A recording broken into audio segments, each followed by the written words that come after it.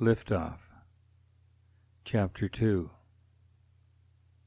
The field to be investigated was only 10 minutes away. Artie took a roundabout way to get there, to avoid going past Old Joe's Cafe. He stopped the cab across the road from the field where he saw the taillights enter. For the first time, one could see a fence and a closed gate. "This looks like the place," said Artie. "Different to see it in the daylight. Now we have to pay attention to the tire tracks. Try to keep clear of them. I have a camera so we can record the treads. Keep your eyes open for any and everything. Remember, we are looking for evidence." "Like a chewing gum wrapper?" "Yes. Put everything in these plastic bags. Nothing too small or insignificant to overlook." They got out of the cab, crossed the road, and came to the closed metal gate. It was shut but not locked. "Do we have permission to enter the field?" "No time for that. All we have to do is work fast, and we'll be back in the cab before we know it." The gate creaked and gave way under pressure. It swung open.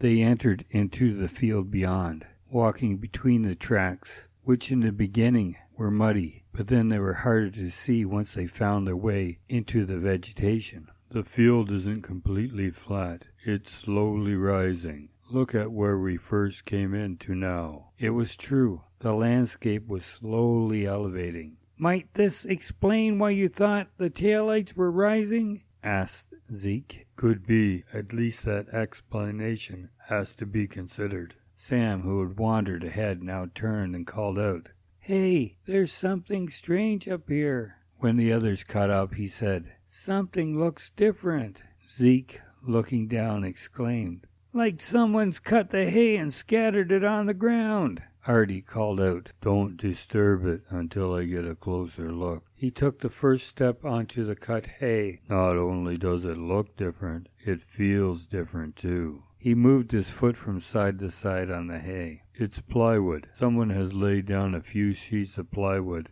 and the car was driven on it, leaving no marks on the ground. That's how they done it. That is why the tracks stopped." "And then?"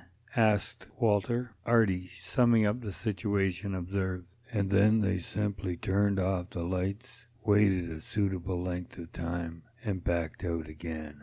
Sam, looking down at the cut hay, observed, "Pretty good UFO story, as UFO stories go." Artie snorted. "Why's that then?" Sam, looking a little uncertain, as if he had said the wrong thing, searched for something to add. "I guess it's a little like the checkerboard game these guys have. The checkerboard itself is made up of a lot of squares, but the checkers are round, yet they go together." These words meant nothing to Artie, but they did make an impression on Zeke and Walter. "Holy smoke, Walt!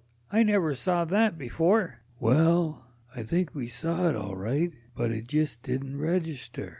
Artie, a little disheartened, thinking they had lost track of what was really happening, said, "Well, I guess that's it. It was always just a crapshoot. There's no mystery here, just another dead end. They pulled in and later backed out. Case closed." Zeke observed, "Oh, I don't know. Someone went to a great deal of trouble to make something appear that it was different from what really occurred. My question is, what happened to the occupants? Like we told you earlier, people just vanished from Billingsworth, and what I'm left wondering is, could this be the place people are taken before they vanish?" Artie, looking about, sighed. "Well, let's get out of here. We can discuss the situation later." They filed into the cab and drove in silence for a few minutes, until Artie couldn't take it any more, and turned the radio on for some distraction. The radio announcer cut through the music. "2 local people have been reported missing in the last 12 hours. Police are looking for Herb Hand-Rolled and Anna Dog-Eared. If you know of their whereabouts or have seen them, please call 911. A shiver ran down Artie's spine. "Gentlemen," he intoned, looking around, "it looks like we're back in business again."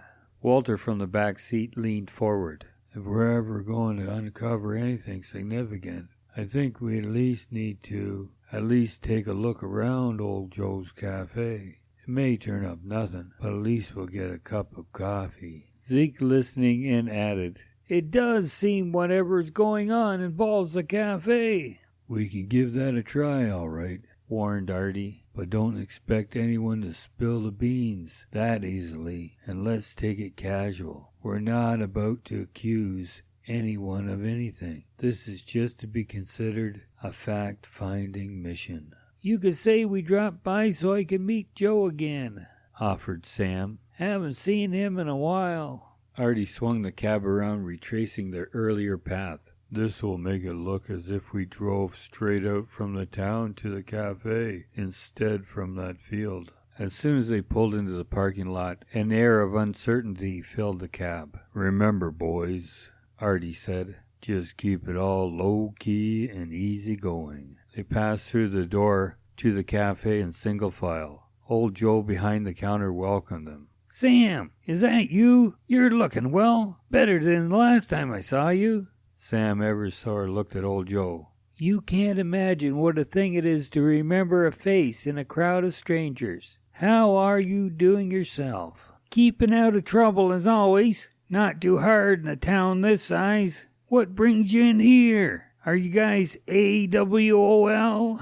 No, we got a day pass. Thought we'd drop in for a coffee. Something was eating at Artie already. He wondered how old Joe knew Zeke and Walter were residents of Billingsworth, and he didn't care for the all-too-casual nature of the conversation at all. Artie rested his elbows on the counter. There are 2 missing people in town, Anna Dog-Eared and Herb Hand-Rolled. Cops got a notice out. If anyone knows about their whereabouts, they should call 911.